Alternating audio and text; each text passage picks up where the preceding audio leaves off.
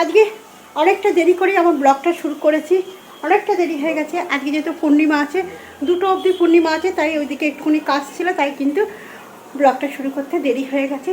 চলুন এখন থেকেই শুরু করব, কি করব না করবো পুরোটাই আপনাদের সঙ্গে আমি শেয়ার করব। দেখতে থাকুন, আশা করি ভালো লাগবে। আর যদি আপনাদের দিদিভাইয়ের ব্লগটা ভালো লাগে তাহলে একটা লাইক শেয়ার কমেন্ট করবেন, পাশে থাকবেন। মা এসেছে, বাবা এসে চলে গেছে, কিন্তু আজকে আবার বাবা আসবে। বাবা মা আসলে কিন্তু সব মেয়েদেরই আনন্দটা বেশি, তাই না বন্ধুরা? চলুন আজ তাহলে কী করি না করি পুরোটা আপনাদের সঙ্গে শেয়ার। সব জামা কাপড় তুলে নিয়ে চলে এসছে, রোদ্রে দেওয়া হয়েছিল। এই যে পাপোশ, কেন এখানে একটা পাপোশ দিয়েছে, ওটা নিয়ে এলে কেন? মাথায় মেহেন্দি করেছে শাশুড়ি মা। এই যে কাপড় জামা সব তুলে নিয়ে এসছে, আর আমি কিন্তু রান্নাঘরের রান্না মোটামুটি শুরু করে দিয়েছি। এই যে পনির দিয়ে, আলু দিয়ে আর ফুলকপি দিয়ে আজকে একটা করব, রান্না করব।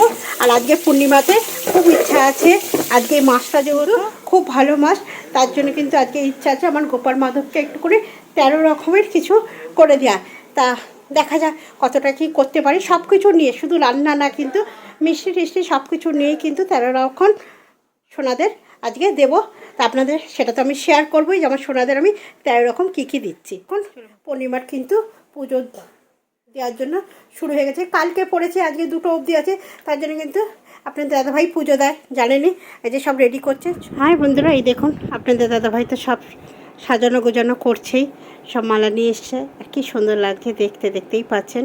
পুজো শুরু করেছে, আর আমাদের বাড়ির পুজো বলতে গেলে আপনাদের দাদাভাই সব পুজো টুজোগুলো দেয় খুব সুন্দর করে। আমি কিন্তু পুজো সেরকমভাবে দিই না বলতে গেলে, আমি শুধু জাস্ট এই গোপাল মাধব তুলি, এটাই আমার সকালের দিকে করি।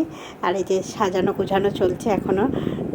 তা আপনাদের কেমন লাগছে আপনাদের দাদাভাইয়ের পুজোটা? যদি ভালো লাগে তাহলে একটা কমেন্ট করবেন বন্ধুরা। আর এখানে এই দেখুন আমার সোনা বাবা মা সব সাজুগুজু হয়ে গেছে, কি দারুণ লাগছে দেখতে। আমার সোনা বাবাদেরও কিন্তু খুব ভালো লাগছে।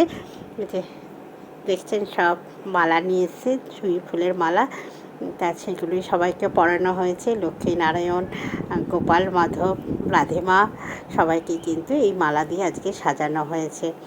আর মেলাগুলো পরেও কিন্তু খুব ভালো লাগছে। তা আপনাদের কেমন লাগছে অবশ্যই কিন্তু জানাবেন। রাধে রাধে, হরে কৃষ্ণ কৃষ্ণ কৃষ্ণ হরে হরে, হরে রাম রাম রাম হরে হরে। বন্ধুরা আজকে এই যে দেওয়া হয়েছে, এই দিনটাও ভালো ছিল, আমার দেওয়া হয়নি, ওই জন্য এই মাসে এই যে 13টা করে তুলসীর পাতা, আর এই যে 13 রকমের মিষ্টি ফল, বিস্কুট আর চকলেট সব মিশিয়ে কিন্তু 13 রকম দেওয়া হয়েছে। মাঝের সঙ্গে তারাটা দিয়েছে,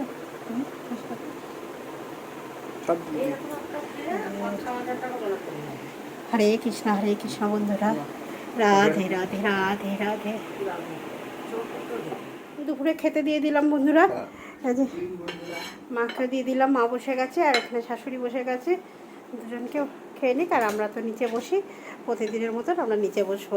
আবার কি হবে, এই প্লেটে ঢালা রাখো, দেখো অতটা খাবে না ভাত, বসে গেলে।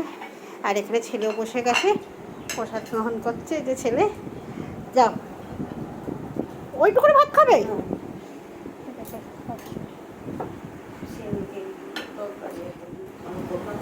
খাওয়া সেরকম কিছু রান্না করিনি, লাউ শুক্তো করেছি, পনির দিয়ে ফুলকপি করেছি, পটল ভাজা। আজকে একদম ঝাড়াঝাড়টা রান্না করেছি, আর কিছুই রান্না করিনি আজকে সেরকম।